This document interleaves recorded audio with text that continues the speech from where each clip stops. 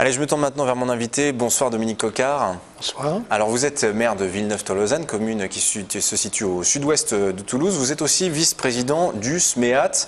Alors le SMEAT, je vais vous dire aux téléspectateurs ce que c'est. C'est le syndicat mixte d'études pour entreprendre et mettre en œuvre le schéma de cohérence territoriale de l'agglomération toulousaine. Mettre en œuvre le SCOT. Alors avant d'expliquer ce qu'est le SCOT, peut-être un mot pour dire ce qu'est ce SMEAT exactement. Alors le SMEAT, c'est comme son nom l'indique un syndicat mixte qui rassemble différentes intercommunalités et communes. Parmi les intercommunalités, la communauté urbaine du Grand Toulouse, 2 communautés d'agglomération, le Sicoval et le Murtin, 4 communautés de communes et un certain nombre de communes dites isolées qui n'ont pas délégué leurs compétences SCOT. Donc autour de la table du SMEAT, 117 communes au total, ça représente un petit peu moins d'1 million d'habitants, donc beaucoup de gens, et vous planchez depuis maintenant près de 10 ans sur un scénario de développement du territoire, un document de planification pour guider l'urbanisation de ce territoire dans les 20 prochaines années, c'est ce qu'on appelle le fameux SCOT. Alors vous le présentez lors de 3 réunions publiques qui commencent ce soir, la première a lieu à Toulouse, Saint-Lauzette, demain mardi à Muret, mercredi c'est à Diagora-Labège. L'objectif central, c'est comment absorber ces 300 000 habitants qu'on attend sur Toulouse dans les 20 prochaines années. Oui, alors je crois qu'il ne faut pas se tromper sur les 300 000 habitants. Ça n'est pas un objectif, c'est le nombre de personnes qui arriveront si les tendances constatées au cours des 10 dernières années se poursuivent. Donc l'idée du SCOT, c'est de dire, mettons-nous en situation d'accueillir ces personnes-là.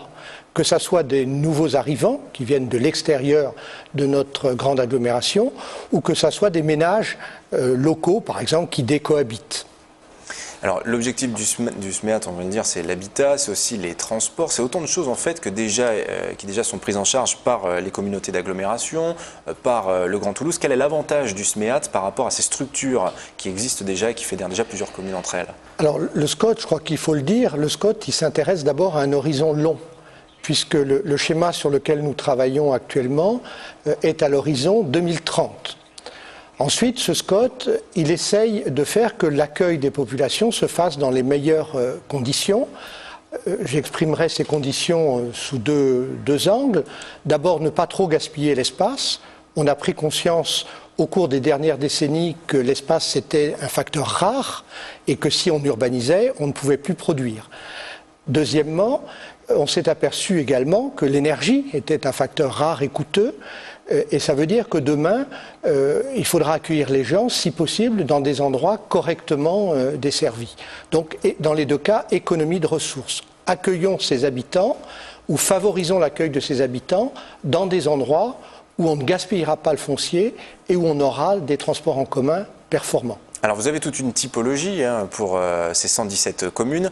Je préférerais que ce soit vous qui le disiez. Alors il y a les communes de l'hypercentre, celles de la périphérie. Comment vous les classez? Alors on a un langage un petit peu codé. On a distingué en gros 3 sous-ensembles. Le cœur d'agglomération, c'est Toulouse et la première couronne. A priori c'est un espace qui est déjà assez bien desservi par les transports en commun et qui a vocation à accueillir le plus gros de la population dont nous parlions tout à l'heure. Ensuite, la ville intense, première, deuxième couronne, voire parfois troisième couronne, ce sont des zones dont on estime qu'on pourra correctement les desservir à l'horizon 2030. Quand on dit correctement desservir, ça veut dire avec au moins un service de bus en site propre et un service au quart d'heure.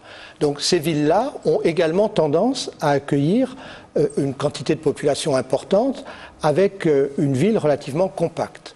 Et puis au-delà, on a les zones de développement mesurées. Alors il y a développement, ça veut dire qu'il ne s'agit pas de dire à ces communes « vous n'accueillerez plus d'habitants », mais il y a mesuré. Vous pourrez continuer à accueillir, mais vous le ferez dans des proportions qui sont convenables, respectables avec vos ressources et les attentes des habitants. Alors, là, 3 réunions publiques qui vont se succéder. La première ce soir, on le disait, Salle-Ozette à Toulouse. Demain à Muret. Mercredi à Diagora-Labège. Le choix des villes, il avait une finalité? Oui, le choix des villes a un sens. Si vous vous souvenez de l'énumération que je faisais tout à l'heure, on a là les trois grandes intercommunalités. La communauté urbaine, c'est la réunion de ce soir, le SICOVAL, la réunion de la Beige, et la CAM, la réunion à Muret. Merci Dominique Coquard, maire de Villeneuve-Tolosane et vice-président du SMEAD. Donc ces réunions, vous pouvez y assister à partir de ce soir jusqu'à mercredi.